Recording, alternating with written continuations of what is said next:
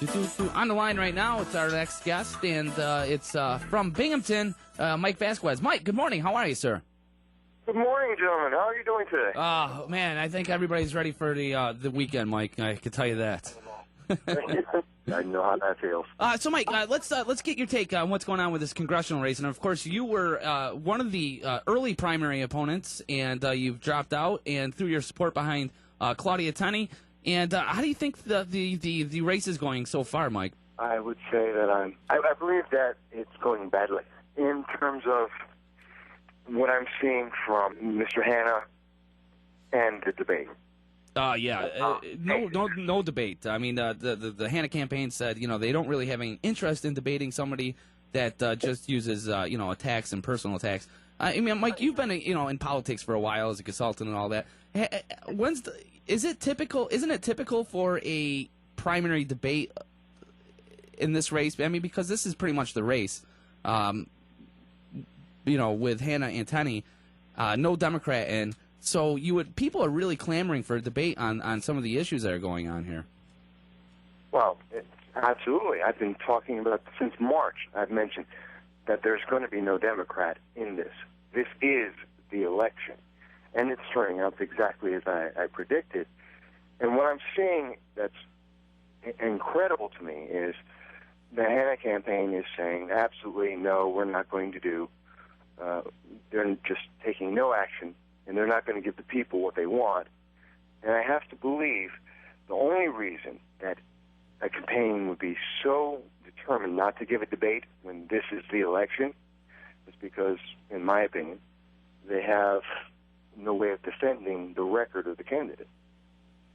What do you think is the congressman's biggest weakness right now in this campaign, Mike? His entire voting record, the history that he has of inconsistency, his ability to take positions that are exactly opposite what the constituents want. And I'll give you a great example, something I've been talking about for over a year. H.R. 2131, otherwise known as the Skills Visa Act. It's a great example of this. What that is, very simply, is a law that says, a bill that says that we will give 160,000 jobs every year that are in the science, technology, engineering, and math fields to foreigners instead of Americans. And it's very simple. It's very straightforward. That's exactly what it does. It's giving away jobs to foreigners instead of Americans in a very lucrative industry. Mr. Hanna supports that deeply. I don't know any constituent that agrees with it at all. Go ahead. Mike, got a challenge on that one. The H.R. 2131 Skills Visa Act, 160,000 jobs to foreigners. We asked Congressman Hanna about that, and he quite clearly, I believe, said that that's because Americans are unwilling or unable to fill those jobs.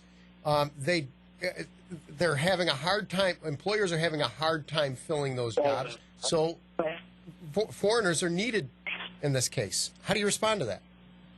I say that Mr. Hanna is misinformed, and he obviously hasn't done his homework, which has been done multiple times by many institutions. Matter of fact, in National Review Online, May 20th, they speak about this very same subject as I have been speaking about for a year. They cite 5 different reports, plus a PBS news special that were done all on the same subject, because this is a huge topic, about the shortage of jobs in the STEM, or science, technology, engineering, and math fields. Every single one of those reports, including the one from PBS on the news, states there is no shortage. In fact, there is a glut. We have 2 Americans for every single one STEM job position for the next 10 years. But are those Americans qualified? Yes. Yes. Standing up against anyone else in the world, yes, they are. And we are going to have a glut of qualified personnel who are competing against each other for every one job that's out there. And he is going to add to that competition and and make it worse. Matter of fact, in that National Review piece, it states, I believe the quote is exactly, why are people promoting these STEM job initiatives? Because of greed and politics. That's a quote directly from that piece on May 20th. I have to believe they may be right. Now, Mike, what's your thoughts on the news of Remington Arm moving some of their manufacturing lines down to Alabama? Well, it's a reaction to what we're seeing from our governor and a lack of action from some of our political leaders. You know, when we have political leaders that speak about their NRA ratings, but take no actual substantive position to try and promote keeping businesses in New York State, and don't take a position to actually fight against the New York Safe Act, which I believe is infringing on the Second Amendment rights of all of the people in this state. You're going to see a business do that. I mean, what business would? Yeah. You have a business that said, well, right today I'm being attacked by the government, and in the next 5 years they're probably only going to get worse. What would you do? Hey, Mike, I quickly looked up a U.S. News report on STEM jobs, and I like to refer to statistics when making comments like this, so I found some, okay? And it says the U.S. STEM workforce surpassed 7.4 million workers, and it is expected to grow significantly through 2018 to an estimated 8.65 million workers. In 2012, accountants and auditors comprised the largest number of STEM-related jobs in the U.S. with over 1.66 million. That number is projected to increase to 1.78 million by 2016. Currently, the manufacturing sector faces a large shortage of employees with STEM skills.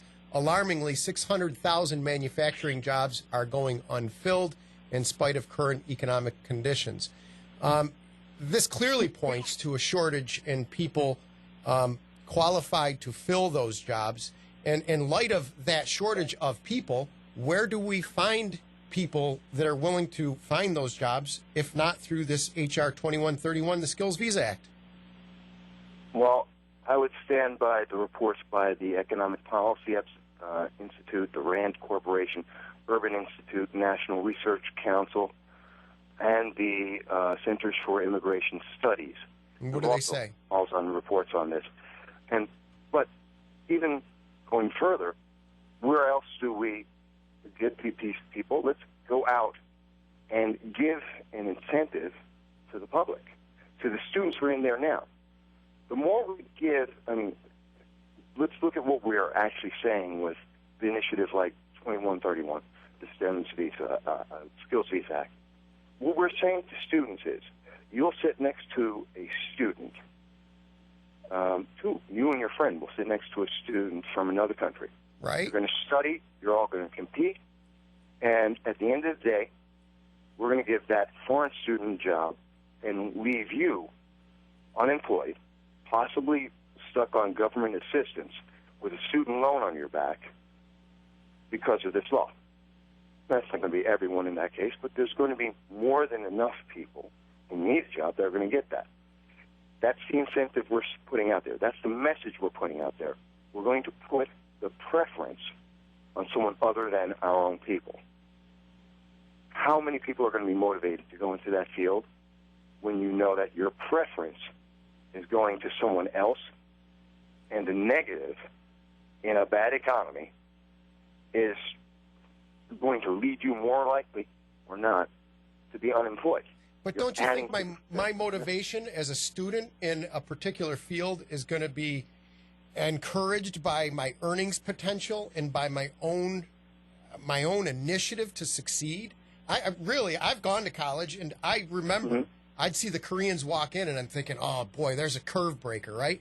But really, when it came down to it, in a job sense, in terms of creativity, motivation, ability to communicate, that's where me as an American citizen, I can excel. So really, I didn't look at these people as competition. I went into the field I chose, which is actually industrial management, industrial engineering, and manufacturing, because That's what I saw potential and future for me. I didn't look at a Skills Visa Act, really.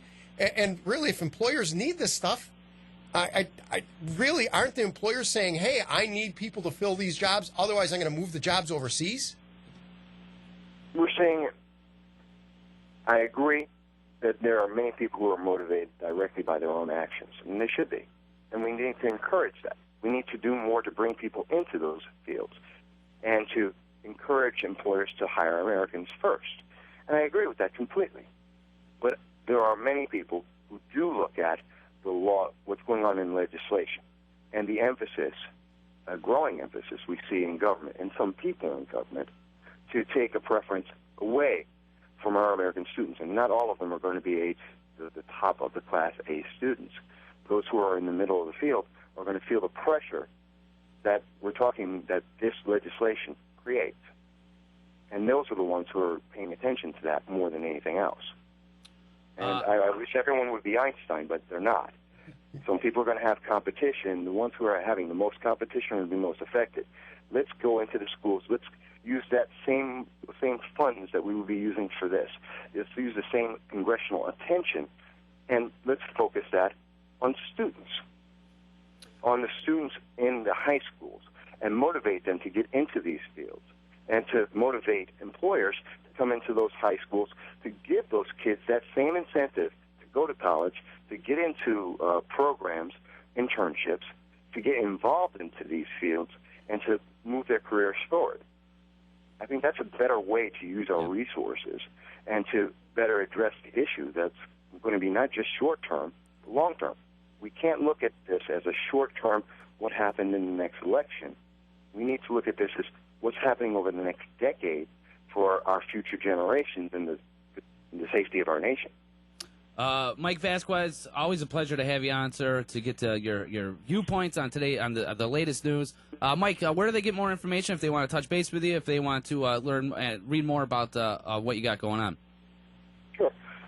They can go to my political commentary website at mvass.com. Michael Vass, it's mvass.com.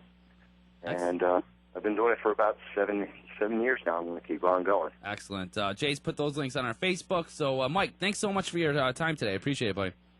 Thank you. All right. Have a great Memorial Day weekend. You too. Thank you. 100.7 FM, WUTQ.